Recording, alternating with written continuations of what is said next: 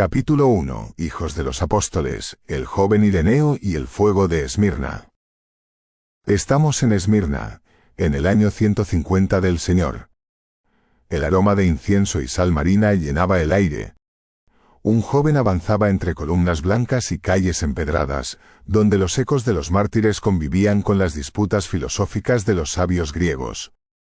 Sin todavía poder saberlo, cada paso lo acercaba a un destino que marcaría la historia de la fe cristiana. Esmirna no era solo un puerto comercial de Asia Menor, era un cruce de mundos.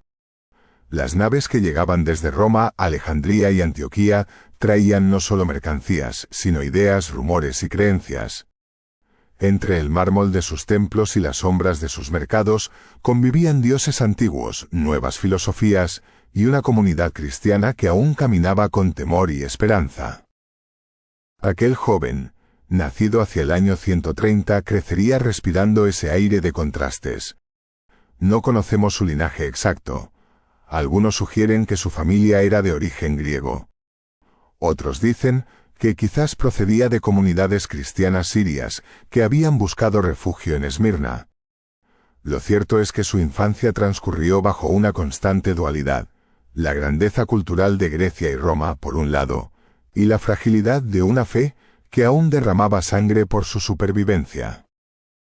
Desde pequeño, Ireneo escuchó historias que no se encontraban en los libros de los filósofos, historias susurradas en las casas donde los cristianos se reunían en secreto.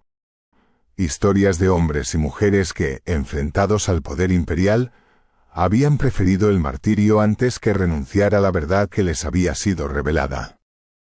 Su educación abarcó los saberes clásicos. Estudió la elocuencia de los discursos griegos, la lógica de Aristóteles y la poesía de Homero. Pero junto a estos tesoros intelectuales, creció también su familiaridad con las Escrituras, con las cartas de Pablo y los nuevos evangelios que circulaban entre las comunidades.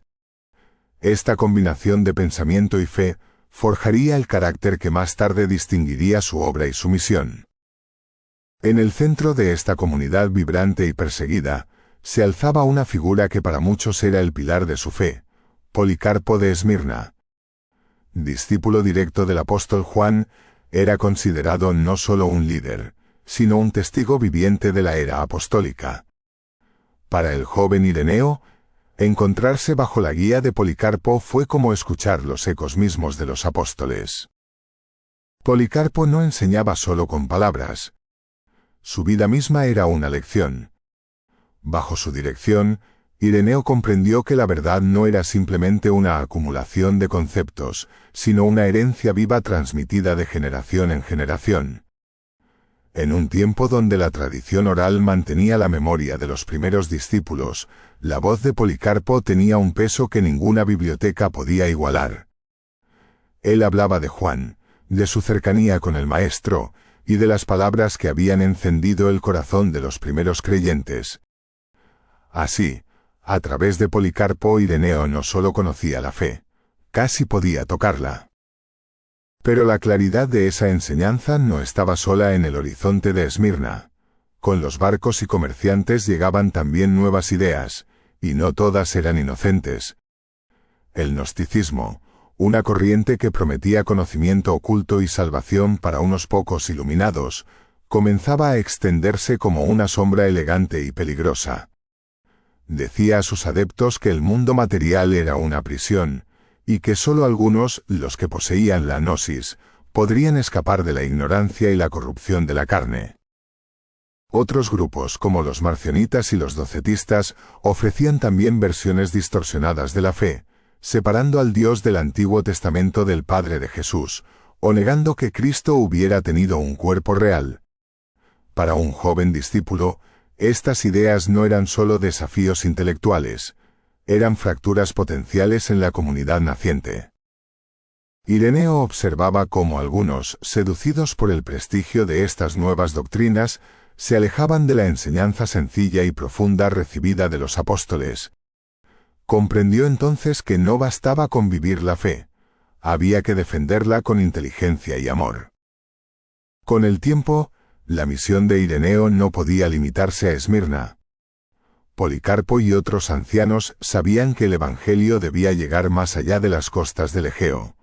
Hacía falta enviar a hombres preparados a lugares donde la fe era aún un susurro tímido entre voces paganas. Las Galias, por ejemplo, el territorio que hoy conocemos como Francia, era una frontera cultural. Ciudades como Lugdunum acogían a comerciantes y colonos romanos, y en sus calles comenzaban a formarse pequeñas comunidades cristianas necesitadas de pastores y maestros. Fue allí donde la iglesia de Esmirna decidió enviar a Ireneo. Él no sabía entonces que, al cruzar el mar hacia las Galias, no solo emprendía una travesía geográfica, daba un paso hacia el corazón de su vocación: ser el escudo que preservaría la unidad y la pureza de la fe apostólica cuando las tormentas del pensamiento humano amenazaran con dividir y oscurecer la luz recibida de los apóstoles. Capítulo 2. Lugdunum, una nueva frontera. El viaje desde Esmirna hacia las Galias fue una travesía que cruzaba no solo mares, sino también mundos opuestos. Ireneo dejó atrás el Egeo oriental, cuyas olas habían arrullado su infancia, para adentrarse en las aguas abiertas del Mediterráneo. Cada escala, Atenas, Siracusa o Marsella, era un umbral entre civilizaciones. Los templos helénicos daban paso a los foros romanos, y entre los comerciantes y marineros se colaban las voces de quienes llevaban noticias de comunidades cristianas dispersas, como pequeñas islas de fe en un océano de politeísmo. Al remontar el Ródano, el paisaje se transformó. Las costas familiares fueron sustituidas por tierras de donde los bosques se abrazaban a las colinas, y el aire olía a pino y a tierra húmeda. La Galia romana, aunque oficialmente una provincia más del imperio, conservaba aún el pulso de sus raíces celtas. Lenguas desconocidas resonaban junto al latín, y los dioses locales compartían sus altares con Júpiter y Mercurio. Ireneo no solo cambiaba de geografía, se adentraba en una frontera cultural donde las antiguas creencias y el poder romano tejían una compleja red de significados. Lugdunum, conocida hoy como Lyon, era la joya de las Galias. Fundada como colonia romana, se había convertido en un cruce de rutas comerciales que unían la Galia, Hispania, Germania e Italia.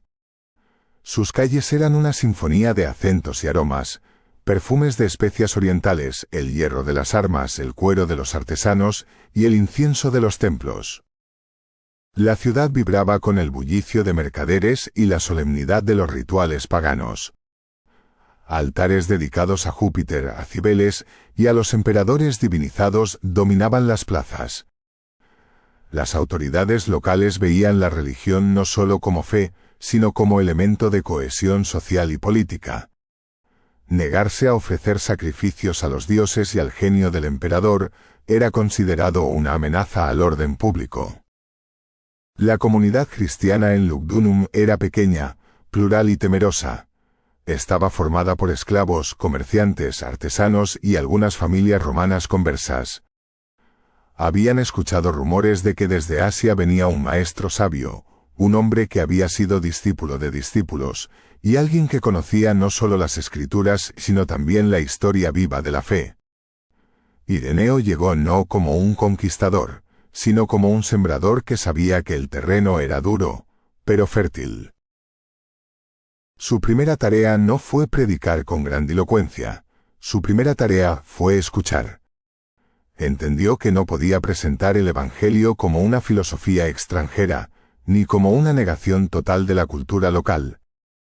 Debía revelar su continuidad con las aspiraciones más profundas de esas gentes, la búsqueda de sentido, de justicia y de una esperanza que trascendiera la muerte. Explicar la unidad de Dios a quienes habían crecido con un panteón de deidades era sin duda un desafío complejo. Las historias de los santos no competían fácilmente con las leyendas de héroes celtas o las grandes epopeyas romanas. La encarnación, la idea de que el Dios eterno se había hecho carne en un tiempo y lugar específicos, chocaba con las cosmovisiones que veían la materia como algo corrupto o inferior. Ireneo adaptó su enseñanza sin diluir su esencia. Usó imágenes comprensibles para su auditorio, subrayando que el Dios cristiano no era un conquistador que sometía a otros dioses, sino el creador de todas las cosas. Visible en la belleza de los bosques, en la fuerza de los ríos y en la dignidad de cada ser humano. Bajo su guía, las primeras conversiones no fueron números para exhibir, sino testimonios de transformación interior. Hombres y mujeres que pasaban del miedo al asombro y del aislamiento a la comunión. La comunidad creció, no en secreto, sino con una discreta valentía que comenzaba a incomodar a las autoridades locales. Con el crecimiento vinieron los desafíos. Algunos líderes locales y simpatizantes proponían suavizar las diferencias con las religiones tradicionales. Surgió la tentación del sincretismo, fusionar el cristianismo con ritos druídicos o símbolos romanos para evitar conflictos. Era una solución política, pero teológicamente peligrosa. La verdad no podía ser negociada para obtener aceptación social. Las autoridades romanas, siempre vigilantes ante movimientos que parecieran subversivos, comenzaron a observar con desconfianza a la comunidad. Los cristianos se negaban a ofrecer sacrificios a los dioses cívicos y al emperador, lo que los señalaba como enemigos del orden y, en tiempos de crisis, como posibles chivos expiatorios. Pero el mayor desafío no vino de fuera. Surgieron predicadores que proponían visiones alternativas del cristianismo. Las doctrinas gnósticas, con su elitismo espiritual y su desprecio por el mundo material, encontraron eco entre algunos conversos deseosos de una fe más sofisticada. Estas enseñanzas prometían una salvación reservada para los que poseían un conocimiento secreto, una gnosis que superaba la fe simple de la mayoría. Ireneo percibió el peligro. Las herejías no solo amenazaban con desviar a individuos, atacaban la unidad misma de la comunidad y la continuidad de la enseñanza recibida de los apóstoles. Lo que estaba en juego no era una disputa intelectual, era el alma colectiva de una iglesia joven, que debía decidir entre fragmentarse en múltiples interpretaciones o mantenerse fiel a una verdad común. En Lugdunum, Ireneo comprendió que cada converso no era solo una victoria, era una semilla. Y cada herejía no era solo un error, era una amenaza a la unidad por la que, quizá algún día, tendría que arriesgarlo todo. Su misión ya no era solo predicar. Su misión era custodiar un legado que había atravesado mares, sangre y siglos, y que ahora debía echar raíces firmes en la tierra celto-romana. Capítulo 3. La hora oscura, persecuciones y martirio de San Potino. El reinado de Marco Aurelio, el emperador filósofo, había comenzado con la promesa de sabiduría estoica y deber cívico. Pero incluso en los tiempos de los hombres más virtuosos, la violencia podía desatarse con furia impredecible.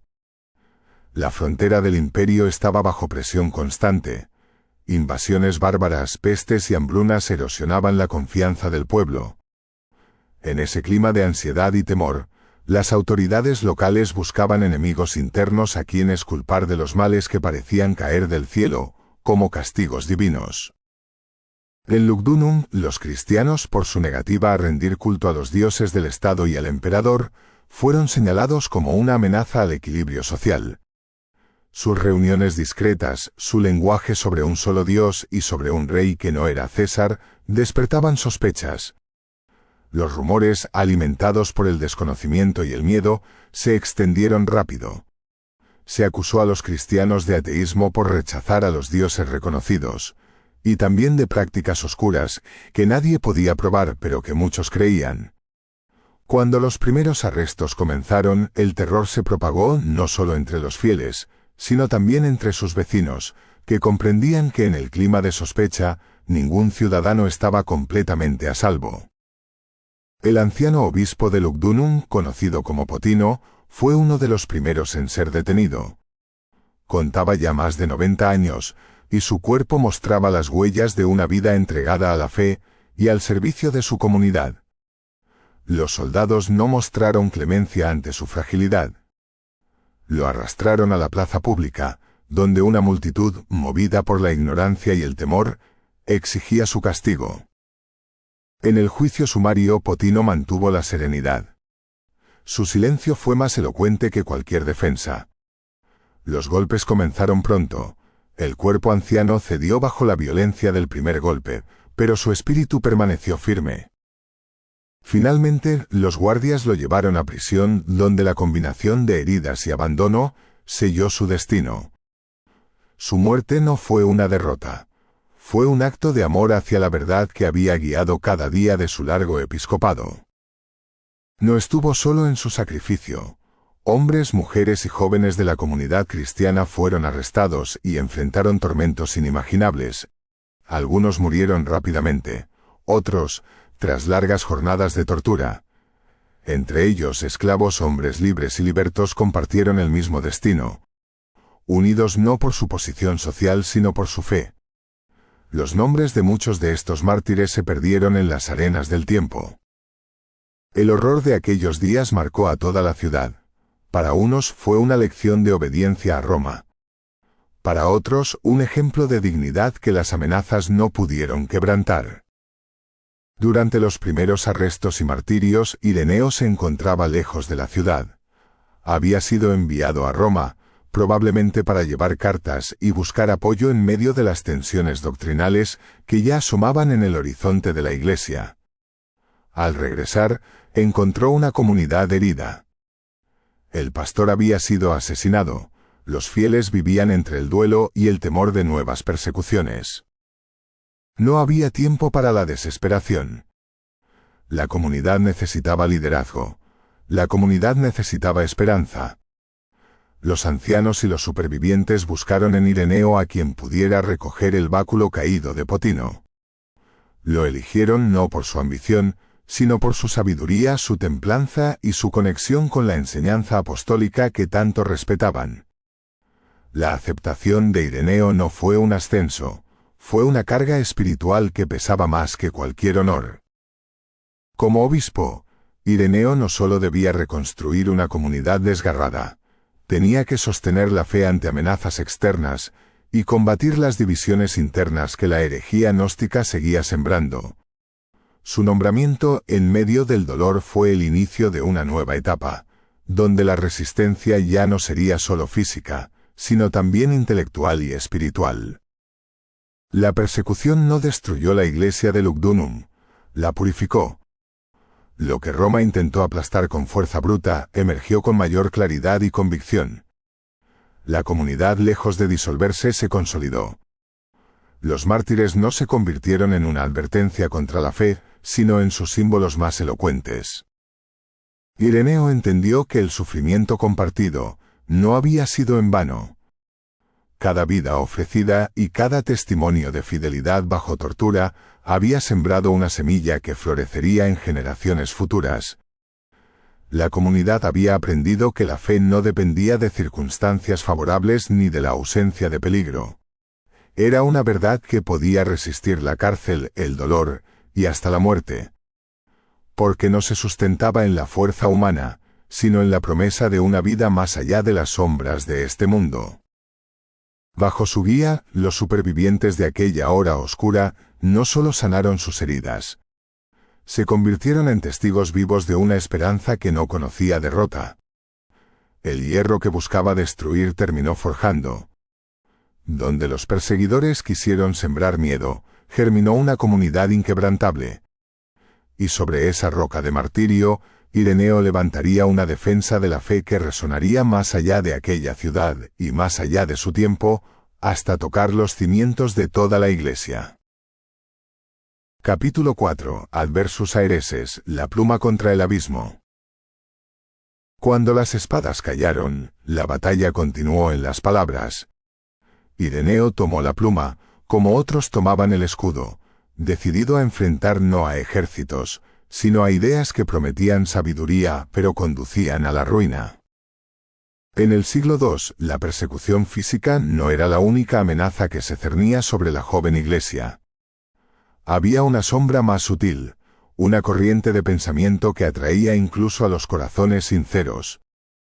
El gnosticismo no era una doctrina única, sino una constelación de ideas que compartían una convicción peligrosa, que la salvación no se alcanzaba por la fe compartida en comunidad, sino por un conocimiento secreto reservado para unos pocos iluminados. Estas enseñanzas, refinadas y envolventes, presentaban un relato alternativo de la existencia. El mundo material era, según los gnósticos, una prisión creada por un dios inferior o malvado. El alma humana, fragmento de una divinidad lejana, estaba atrapada en la carne y debía liberarse a través de la gnosis, un conocimiento esotérico inaccesible para la mayoría. La muerte no era vista como un enemigo que debía ser vencido con esperanza, sino como una liberación deseada. Para muchos, seducidos por el elitismo intelectual y el desdén por lo físico, el gnosticismo ofrecía respuestas elegantes a las preguntas eternas del sufrimiento y el mal. Esta filosofía no se limitaba a un círculo académico. Se infiltraba en comunidades cristianas, mezclando verdades a medias, con falsas iluminaciones. Lo que estaba en juego no era un simple debate teórico. Era el destino de la fe apostólica y la integridad de la comunidad cristiana. Ireneo comprendió que la mera refutación no bastaba. No era suficiente con señalar los errores ajenos. Había que ofrecer una visión que no solo defendiera la fe, sino que también construyera un marco teológico sólido, comprensible y lleno de esperanza para todos los creyentes. Así nació Adversus Aereses, contra las herejías, una obra monumental que no buscaba la polémica, sino la edificación de una fe madura.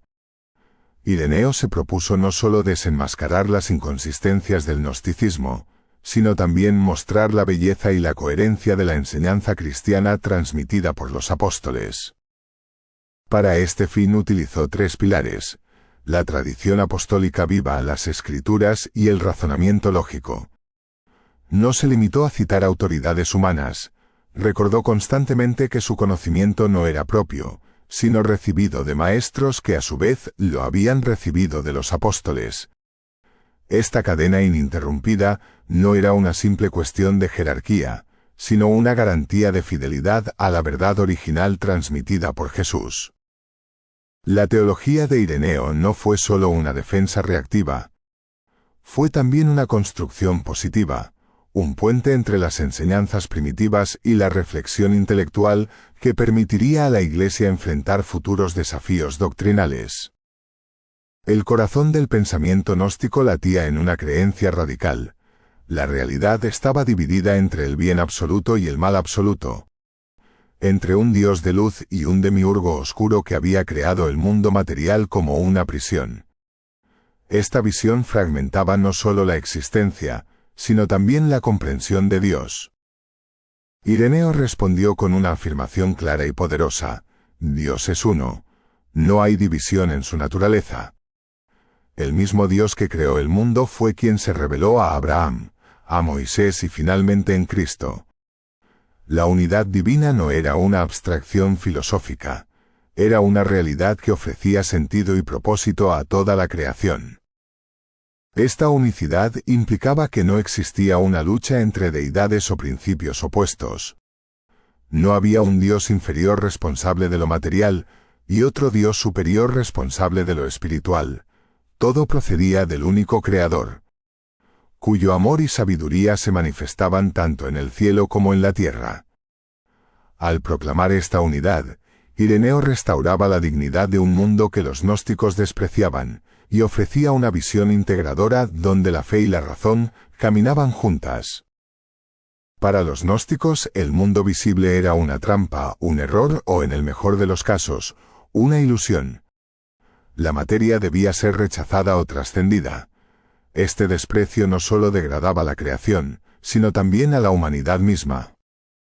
Ireneo proclamó con firmeza una visión contraria. La creación era buena porque había salido de las manos de un Dios bueno.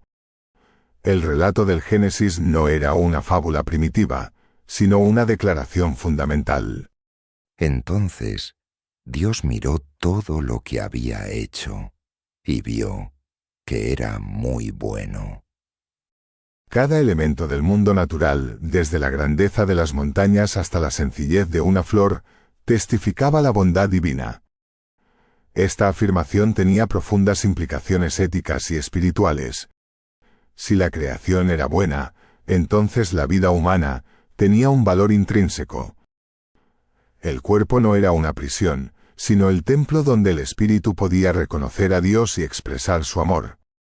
La materia no era un obstáculo para la redención. Era el espacio donde la redención se realizaba. Frente al elitismo de los gnósticos, que reservaban la salvación a unos pocos capaces de acceder al conocimiento oculto, Ireneo defendió una salvación abierta a todos. La verdad no era un secreto celosamente guardado.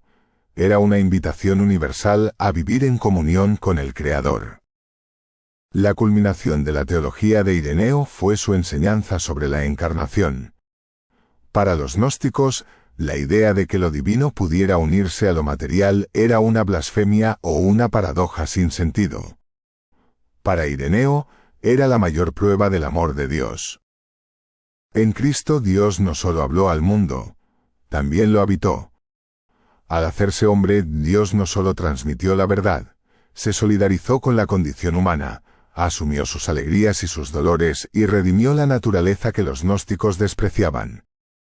La encarnación no fue una concesión a la debilidad humana, fue la revelación de que la humanidad estaba destinada a participar en la gloria divina. Esta visión transformaba la comprensión de la salvación. No era una fuga hacia lo espiritual, sino una transformación integral de la persona, cuerpo y alma, dentro de una creación renovada. La historia humana no era un error que debía olvidarse, sino una travesía que, a través de Cristo, culminaba en la unión plena con Dios. Adversus Aereses no fue solo un libro, fue un muro levantado contra el abismo de la división y la desesperanza. En cada página, Ireneo ofreció no una élite de iluminados, sino una comunidad de creyentes llamados a la unidad, la verdad y la gloria de la vida que Dios había declarado buena. Su pluma, movida por la fe y la razón, no solo refutó errores, edificó un camino por el cual generaciones enteras podrían seguir caminando hacia Dios. Capítulo 5. Tradición apostólica. El hilo de oro que no se rompe. En tiempos de confusión y voces discordantes, Ireneo no buscó inventar nuevas verdades. Buscó la voz antigua que, como un hilo de oro, había atravesado generaciones. La fe transmitida de boca en boca y de corazón en corazón, desde los apóstoles hasta sus días. En una época en que las filosofías cambiaban con rapidez y los líderes religiosos competían por proponer nuevas visiones del mundo, Ireneo presentó una idea que, aunque sencilla, resultaba revolucionaria. La verdad cristiana no era una invención reciente, ni una corriente intelectual sujeta a la interpretación personal de cada generación. Era una herencia viva, transmitida con fidelidad desde los testigos oculares de Cristo hasta las comunidades de su tiempo.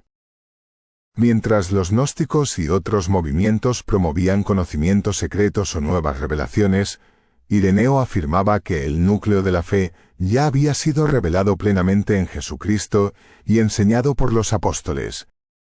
No había necesidad de buscar innovaciones.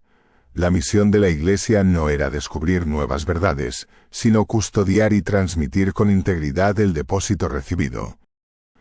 Esta transmisión no era una mera repetición mecánica de fórmulas antiguas, era una fidelidad dinámica, donde cada generación hacía viva la enseñanza, adaptándola con sabiduría a nuevos contextos sin traicionar su esencia.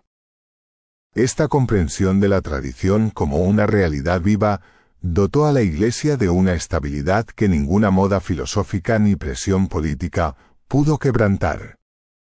Para Ireneo, la tradición no era una teoría abstracta, tenía rostro y nombre. Su maestro Policarpo encarnaba esa continuidad. Policarpo, discípulo directo de Juan el Apóstol, no solo transmitió enseñanzas doctrinales, transmitió la experiencia vivida de haber caminado junto a quienes habían conocido personalmente a Cristo. Ireneo nunca olvidó las horas que pasó junto a su maestro. En su voz resonaban las instrucciones de Juan, las discusiones de los primeros concilios y los recuerdos de una comunidad que había visto con sus propios ojos a Jesús. Esta cercanía ofrecía a Ireneo una autoridad que pocos podían reclamar. Cuando hablaba de la verdad apostólica, no lo hacía como un estudioso que interpretaba textos antiguos. Hablaba como testigo de una cadena de transmisión que conectaba su presente con los cimientos mismos de la fe cristiana. Comprendiendo que la tradición necesitaba guardianes visibles y responsables, Ireneo defendió con claridad el principio de la sucesión episcopal. Los obispos no eran simples administradores de comunidades, eran eslabones vivientes en la cadena de transmisión de la fe. Cada obispo, ordenado por predecesores que a su vez habían recibido su misión de los apóstoles o de sus inmediatos sucesores, garantizaba la continuidad doctrinal y pastoral. Este principio no se basaba en la autoridad personal de los obispos ni en su capacidad intelectual, sino en su fidelidad al depósito de la fe. Así se protegía a las comunidades de líderes carismáticos pero desviados, que pretendían imponer nuevas doctrinas sin raíz apostólica. La sucesión episcopal se convirtió en el muro que preservaba la unidad y la pureza de la enseñanza, frente a la fragmentación y la confusión. La organización de las comunidades en torno a obispos reconocidos también permitía que, a pesar de la distancia y la diversidad cultural, las distintas iglesias locales compartieran una misma fe. Esta unidad no eliminaba la variedad de costumbres o expresiones culturales, pero aseguraba que, en lo esencial, todas caminaban bajo la misma luz. Mucho antes de que la palabra catolicismo adquiriera su significado técnico, Ireneo ya vislumbraba y articulaba el concepto de una iglesia universal. Para él, la verdadera iglesia no estaba limitada a una ciudad, una región o un grupo cultural. Era una comunión que abarcaba a todos los creyentes fieles a la enseñanza apostólica, sin importar su lengua, su clase social o su origen étnico. Esta universalidad no era solo geográfica, era espiritual y doctrinal.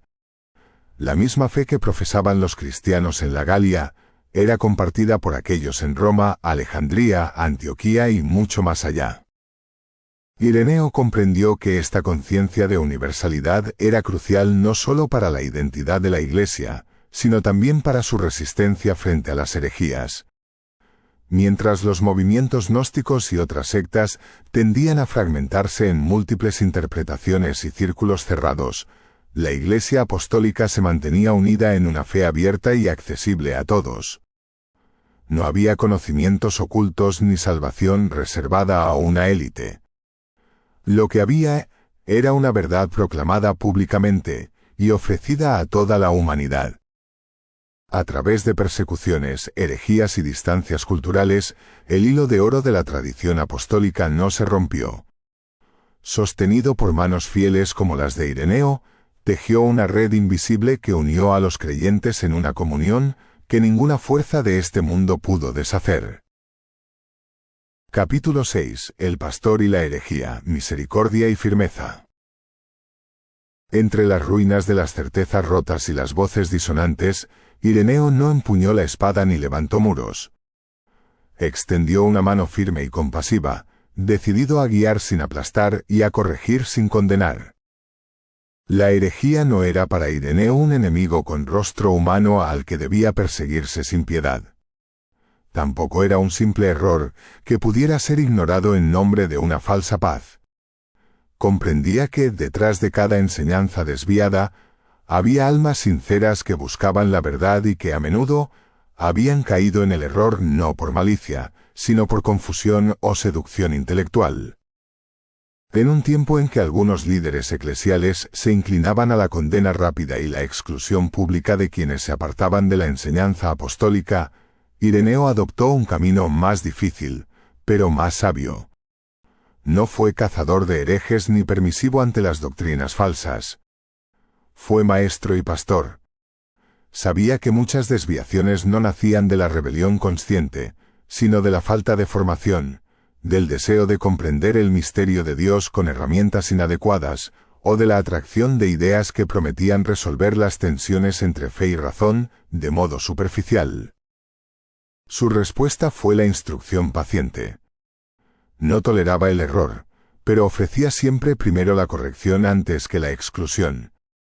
La disciplina no debía ser un castigo sin esperanza, sino una medicina que sanara el alma y restaurara la comunión perdida. Ireneo estaba convencido de que la victoria sobre la herejía no se lograba destruyendo a los desviados, sino recuperando a los hermanos para la verdad. Su autoridad y su sabiduría no quedaron confinadas a su ciudad. Ireneo se convirtió en un consejero respetado por comunidades cristianas de diversas regiones. Su correspondencia, aunque solo fragmentariamente conservada, fue reconocida por sus contemporáneos por su tono conciliador y su profundidad teológica. A través de cartas y mensajeros, Ireneo ofreció orientación en conflictos doctrinales y disciplinarios. Comprendía que las diferencias culturales y las prácticas locales podían dar lugar a malentendidos y divisiones si no se manejaban con sensibilidad y prudencia. No veía estas tensiones como amenazas insuperables, sino como oportunidades para que la unidad eclesial se fortaleciera en la diversidad legítima. Uno de los episodios más conocidos de su labor conciliadora fue su intervención en la controversia sobre la fecha de la celebración de la Pascua. Mientras que las iglesias de Asia seguían la tradición de celebrar la Pascua según el calendario judío, Roma y otras comunidades habían adoptado el domingo como día conmemorativo de la resurrección. Cuando las tensiones amenazaron con provocar una ruptura, Ireneo apeló a la unidad y la caridad, recordando que las diferencias en prácticas externas no debían desgarrar la comunión fundamental de la fe. Su intervención evitó una fractura prematura, y mostró de esta forma su habilidad para mediar, sin comprometer la verdad esencial. Para Ireneo, la unidad de la Iglesia era un don divino que debía ser cuidado con celo, pero también con sabiduría. No confundía unidad con uniformidad ni autoridad con imposición. Reconocía que, en una comunidad tan diversa como la Iglesia primitiva, con creyentes de múltiples culturas, lenguas y costumbres, era natural que surgieran diferencias. Lo importante era que esas diferencias no afectaran el núcleo de la fe apostólica. La acción pastoral de Ireneo encarnó una de las lecciones más difíciles y profundas que la Iglesia debía aprender. La verdad y el amor no son enemigos, son aliados inseparables en la misión de guiar a la humanidad hacia Dios. La verdad sin amor puede convertirse en una dureza que hiere y aleja. El amor sin verdad puede derivar en una permisividad que destruye lo que intenta proteger. Ireneo evitó ambos extremos. Su enseñanza y su vida mostraron que mantener la pureza de la fe no era un acto de orgullo intelectual, sino un servicio de amor a las almas que buscaban sentido y redención. No era suficiente corregir el error. Era necesario sanar a las personas. No bastaba con defender la doctrina, había que preservar y fortalecer la comunión fraterna. En su equilibrio entre misericordia y firmeza, Ireneo ofreció un modelo de liderazgo que trascendió su tiempo. Su enfoque no solo resolvió conflictos inmediatos, estableció principios que seguirían guiando a la Iglesia a lo largo de los siglos. Capítulo 7. El legado que cruzó los siglos, el doctor de la unidad. Muchos nombres se desvanecieron en las arenas del tiempo. Pero algunas voces, como la de Ireneo, cruzaron los siglos, no porque gritaron más fuerte, sino porque dijeron su verdad con amor y esperanza. La historia no ha conservado con certeza los detalles del final de Ireneo. Algunas tradiciones sostienen que murió mártir, siguiendo el destino de tantos a quienes había guiado con su palabra. Otras tradiciones, menos dramáticas pero igualmente dignas, sugieren que falleció en paz tras una vida dedicada al servicio pastoral y al pensamiento teológico. Así, su muerte, ya fuera en el dolor del martirio o en la serenidad del descanso, no eclipsó el mensaje que había defendido. El tiempo que disuelve imperios y olvida nombres, preservó la voz de Ireneo. Las herejías que había enfrentado, con sus elaboradas cosmologías y sus promesas de conocimiento exclusivo, se fragmentaron y desvanecieron. Sus ecos se convirtieron en sombras arqueológicas, estudiadas más por curiosidad histórica que por influencia viva. Mientras tanto, las enseñanzas de Ireneo no solo sobrevivieron, se convirtieron en faros que iluminaron los debates y las reflexiones de generaciones futuras. Su obra más conocida, Adversus Aereses, no fue un simple manual de refutación, fue una afirmación positiva de la fe cristiana, y una arquitectura teológica que integraba la tradición apostólica, las escrituras y la razón. Los padres de la Iglesia posteriores, tanto en Oriente como en Occidente, encontraron en sus escritos una base sólida sobre la cual edificar nuevas formulaciones doctrinales sin traicionar el núcleo original. En tiempos de crisis, cuando las herejías cambiaban de forma o cuando nuevas divisiones amenazaban la comunión de la Iglesia, el pensamiento de Ireneo ofreció continuidad y esperanza. Su concepto de la tradición como una herencia viva permitió que la verdad no se encerrara en el pasado, sino que se fortaleciera y evolucionara con cada generación, adaptándose sin corromperse. Incluso cuando sus escritos corrieron peligro de perderse en los vaivenes de la historia, la comunidad cristiana los preservó con el celo reservado a los tesoros irreemplazables. La sabiduría de Ireneo cruzó siglos de persecuciones, cismas y revoluciones culturales, manteniéndose como una referencia constante. El reconocimiento de su legado alcanzó una cima inesperada en tiempos recientes. En el año 2022, el Papa Francisco lo proclamó doctor de la Iglesia con el título de Doctor Unitatis, Doctor de la Unidad. Con ello, la Iglesia no solo honró su contribución intelectual, también reconoció que su vida y su pensamiento representaban una respuesta atemporal al desafío constante de la división. El título no fue un homenaje meramente honorífico, fue una afirmación de que su visión de la unidad, en un mundo marcado por fragmentaciones ideológicas, conflictos sociales y rupturas incluso dentro de comunidades creyentes, el mensaje de Ireneo resuena con renovada claridad. Vivimos en una época donde las divisiones adoptan nuevas formas. No solo las doctrinas religiosas enfrentan fragmentaciones. También las sociedades, las culturas y las relaciones humanas experimentan rupturas constantes. En ese contexto, el legado de Ireneo adquiere una relevancia insospechada. Su insistencia en la unidad como don y tarea desafía tanto la rigidez de quienes buscan imponer uniformidad, como el relativismo de quienes consideran que toda diferencia debe aceptarse sin discernimiento. La unidad que propuso no era la negación de la diversidad, era la comunión en lo esencial y el respeto por las diferencias legítimas. Su comprensión del amor como el marco en el que se expresa y se sostiene la verdad, ofrece una alternativa frente a la polarización que caracteriza al mundo contemporáneo. Su pensamiento no es una reliquia del pasado, es una invitación a redescubrir que la unidad no es solo un ideal teológico, sino una necesidad existencial y una vocación para cada comunidad y cada persona. Epílogo: la unidad de Dios. La gloria de Dios es el hombre viviente, y la vida del hombre es la visión de Dios. Estas palabras, tomadas de la obra de Ireneo, no son un adorno literario ni una fórmula piadosa, son el compendio de una visión que desafió a las sombras de su tiempo. Ireneo no buscó ser original por el mero deseo de novedad, buscó ser fiel a lo que había recibido. La enseñanza viva de los apóstoles, la memoria del Verbo hecho carne, y la esperanza de una humanidad redimida. Su legado no consistió en levantar muros ni en trazar barreras doctrinales que aislaran a unos de otros. Su empeño fue tejer puentes, reconstruir comuniones rotas, y sanar heridas provocadas tanto por la ignorancia como por el orgullo. Cada generación enfrenta su propio caos. Para Ireneo fue la confusión de doctrinas que ofrecían conocimiento exclusivo y despreciaban la bondad de la creación.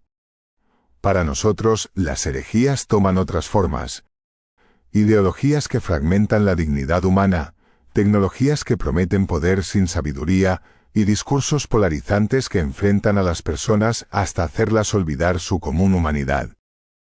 Pero la respuesta que Ireneo dio a su tiempo sigue siendo válida hoy. La unidad no es un sueño ingenuo, es una necesidad vital. La verdad no es un arma para derrotar al otro, es una luz que permite ver al otro como hermano.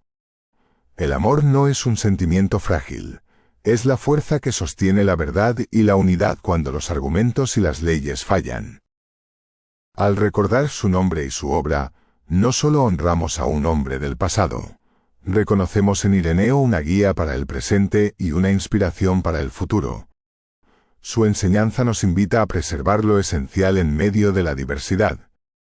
Cuando el polvo de nuestras controversias actuales se asiente, y cuando las voces que hoy nos enfrentan se hayan apagado, quedará lo que siempre permanece: la fe transmitida, la esperanza que renueva y el amor que nos une a todos. Y en esa perseverancia silenciosa y fiel, Ireneo seguirá siendo lo que su título proclama: Doctor de la Unidad, no solo para su tiempo, también para el nuestro.